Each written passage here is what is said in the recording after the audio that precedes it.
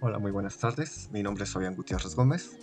Y bueno, como pueden ver, estoy aquí en un cuarto virtual con básicamente lo que voy a estar exponiendo a lo largo de esta presentación.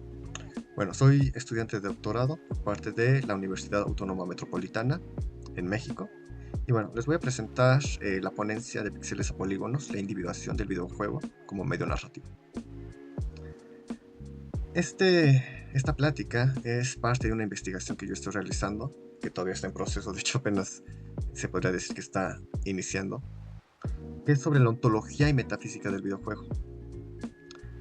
Para esta parte de la presentación, para esta ponencia, voy a dividirlo nada más ahorita en tres partes, siendo la última la más entretenida porque va a ser un poco la más dinámica, porque va a tener un poco más de ejemplos.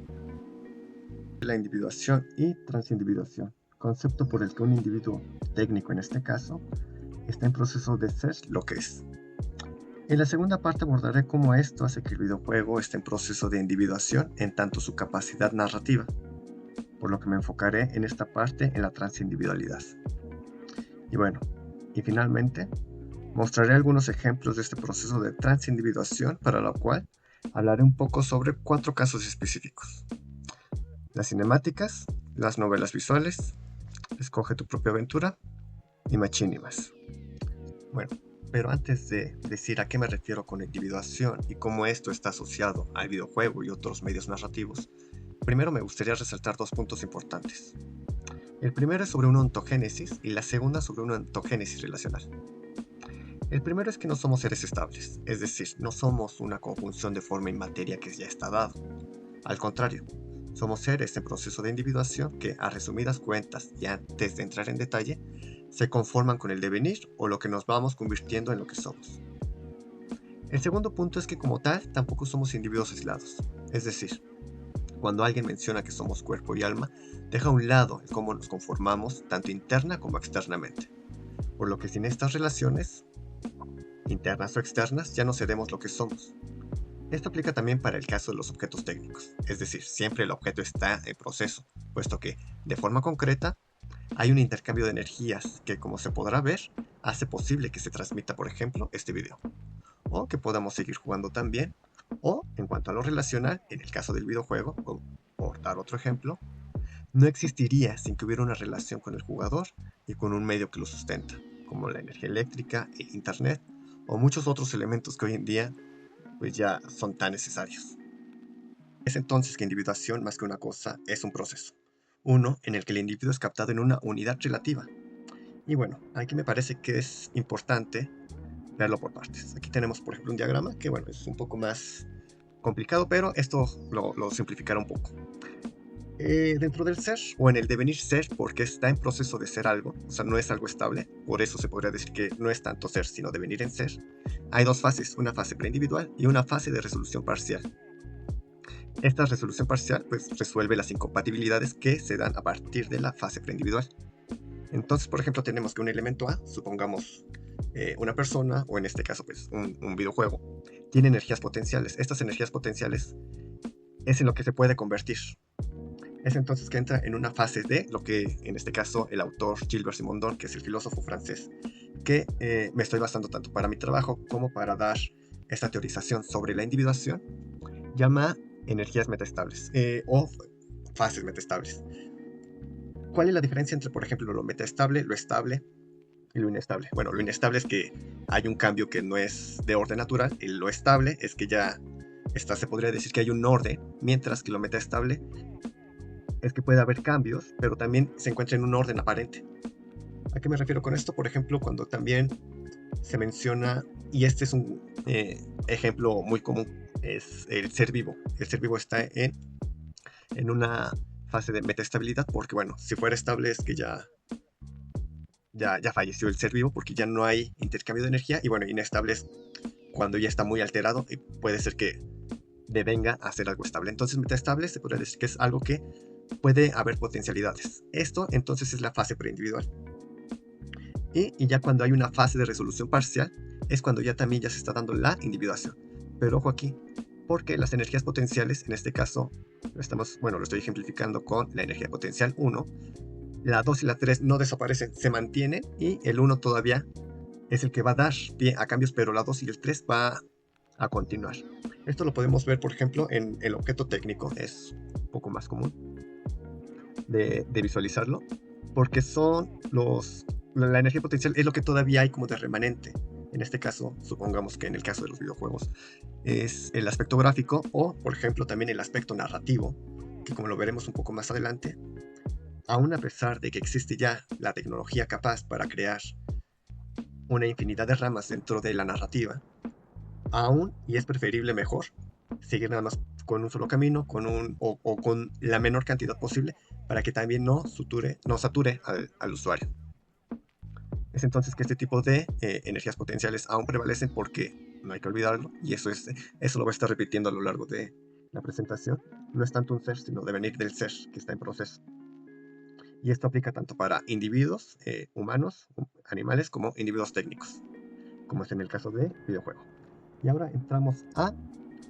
Y bueno, como comentamos anteriormente, la individuación no nada más se da de forma aislada, sino también con los otros.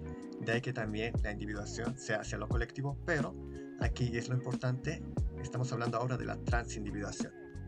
La transindividuación no nada más es una relación de individuos ya constituidos, en este caso ya individuados cada uno, sino es un proceso mediante el cual los individuos en colectivo se constituyen como tales. Es decir, hay una individuación dentro de la colectividad, que es lo que los hace cambiar, que es lo que los hace modificar. No es nada más estar unidos, cada uno conformándose consigo mismo, sino que cada grupo se conforma con lo que es en totalidad el grupo. Un ejemplo inmediato de ello podría ser, no sé, el mismo proceso del diálogo, en el que, por ejemplo, a través de este video, nosotros nos estamos relacionando e individuándonos. Todo por el conocimiento que nos va construyendo, bueno, de forma continua. Esto también da pie, por ejemplo, a que veamos al objeto técnico como la forma en la que nos podemos mediar con el ambiente y con los demás. Con el ambiente sería esta primera individuación, pero ya con la transindividuación sería también a partir de el objeto técnico ya individuado, pero también individuándonos en conjunto. Sé que puede sonar un poco complejo, bueno, no complejo, confuso, de hecho sí es un poco confuso, pero yo creo que ahora ya con los ejemplos que vamos a ir desarrollando, en este caso, bueno, los 4 ejemplos, se puede dar como una mejor idea de qué me estoy refiriendo con transindividuación. Pero bueno, también aquí es importante, y es que, por ejemplo, el filósofo francés, que es Gilbert Simondon, que pueden ver aquí su libro en la tableta, sus ideas van y tienden mucho a entender este tipo de cuestiones metafísicas y ontológicas, pero desde el apartado de la física y desde el apartado de la biología. Él sí construye toda una teoría de la evolución técnica, de cómo va cambiando de lo concreto al abstracto, pero también con y ahorita por ejemplo lo vieron con lo de la individuación, este tipo de esta carga de preindividualidad, esta metaestabilidad, también tiene este tipo de nociones de la física. Bueno, ¿y por qué digo esto? Porque más allá de entender estos aspectos metafísicos y ontológicos del objeto técnico, Gilbert Simondon, que está aquí en la otra computadora, también abogaba por una pedagogía hacia el objeto técnico. Y eso tiene que ver también con la forma en cómo ahorita se ha estado visualizando y se ha estado conviviendo, en este caso, por ejemplo, con los videojuegos, que ya son más aceptados, porque ya hay una mayor conciencia hacia el objeto técnico del videojuego y un mayor conocimiento. Pero aquí también me gustaría detener, y es, por ejemplo, una idea que ahorita se ha estado explorando dentro del trabajo de investigación, es que en este caso la evolución, antes de entrar a los 4 ejemplos que les estaba mencionando, antes de entrar en eso, el videojuego como tal no nada más se conforma por el apartado técnico, en este caso el hardware, sino también, como hay otros autores como Jesper Juhl, que manejan mucho también lo digital, en este caso, por ejemplo, el código y todo este tipo de lo que lo constituye, pero internamente. Pero además, como vimos que también la ontología es relacional, en este caso se relaciona con la parte del diseño, pero también con parte del usuario. Y bueno, también está muy relacionado con los aspectos sociales y culturales, pero en cuanto a su evolución, sí se toma en cuenta tanto el aspecto del hardware, el aspecto del software y el aspecto del diseño. Y ya de forma externa, como habíamos comentado, esta interiorización y esta exteriorización, sí ya vendría siendo lo que es la cultura y bueno, aspectos socioeconómicos, eh, políticos, etcétera. Pero sí quería rescatar, antes de entrar en los ejemplos, el aspecto o la propuesta pedagógica que tenía este autor. Bueno, ya visualizando estos conceptos, esta teoría ya un poco más aterrizados en el caso de los videojuegos, el primer caso es el de las cinemáticas. Se tiene, por ejemplo, el antecedente de Donkey Kong, uno de los juegos, de los primeros que salieron. Fue el primero que tuvo como tipo cinemáticas. Digo, no eran como las que tenemos ahorita o la que se está ahorita mostrando en pantalla, sino es cuando el jugador deja de tener el control para mostrar un poco más sobre la historia. Recordemos que en este caso los primeros juegos, el Pong, Galaga, etcétera, no tenían una historia tal cual. Ya fue a partir de Donkey Kong que empezaron a obtener un poco más de narrativa. Y bueno, las cinemáticas es parte de ese proceso de individuación del videojuego, en el que también hay una transindividuación con otro tipo de lenguajes, en este caso, por ejemplo, el cinematográfico. Vemos ya sea el uso de la cámara, el uso de la luz, etcétera, muchos elementos cinematográficos que tomaron prestado para crear este tipo de historias, para crear este tipo de herramienta para contar y desarrollar un poco más la historia, cuando, por ejemplo, no era muy visible este tipo de acciones cuando uno los jugaba. Voy a ir un poco más rápido porque ya se me está terminando un poco el tiempo. En el caso de las novelas visuales, bueno, viene siendo una evolución de las aventuras de texto que también tuvieron otra evolución en el tipo de juegos de click and point. Por ejemplo, este juego se llama Slay the Princess, que es muy bueno, se los recomiendo bastante. Pero aquí lo que me gustaría rescatar más allá de lo que ya comenté, por ejemplo, de la individuación y de la transindividuación, en este caso de la evolución del aspecto narrativo, es también cómo la transindividuación es diferente en cada aspecto o en cada cultura, por ejemplo. Vemos que hay una diferencia porque el tipo de, bueno, novelas visuales se desarrolló en Oriente, a pesar de que este ejemplo es de Occidente. Eh, y aquí me parece muy interesante cómo se representa, no nada más en las novelas visuales, sino también, por ejemplo, en los juegos de rol, esta diferenciación entre Occidente y Oriente, que ahorita también se está investigando, que ya entraría también en el aspecto de la metafísica. Y el tercer ejemplo es el de Escoge tu propia aventura, que uno de los primeros juegos, y tal vez lo hayan visto en Stranger Things, es Strange Life, en donde había un personaje y tú, un soldado, bueno, un guerrero, alguien con armadura, y tú tienes que recoger y rescatar a la princesa. Y bueno, había unas trampas, había X cantidad de cosas y era muy difícil. Digo, es lo que me dicen, yo nunca lo he jugado, no, aún no nacía. Pero aquí lo que me parece interesante es cómo ahora fue al revés. Ahora cómo fue también la industria del cine, la industria televisiva, los que tomaron elementos del juego, del videojuego, para expresar también lo que ellos quisieron. Por ejemplo, aquí vemos el caso de Bandersnatch, un capítulo que hubo de Black Mirror, en el que tú podías jugar con tu control en Netflix. Entonces vemos aquí que también no nada más el juego se transindividúa, sino que también el televisor, el cine, etcétera, muchos de este tipo de medios se van transindividuando, van evolucionando y bueno, van conformándose hasta tal punto en el que ya no hay casi una diferencia entre uno y el otro. Con esta me despido, que es el caso de las machinimas, que también me parece bastante interesante, porque bueno, aquí ya también hay una apropiación de la técnica, algo que por ejemplo estaría muy de acuerdo Walter Benjamin. Pero aquí vemos, y esto me parece interesante, bueno, lo que ahorita estamos viendo es un documental, película que se llama Grand Theft Hamlet. Se trata de unas personas bueno, es un documental de unas personas que tratan de hacer una obra de Hamlet dentro de Grand Theft Auto, lo cual es básicamente muy difícil porque, bueno, los que habrán jugado Grand Theft Auto básicamente te andan matando por nada.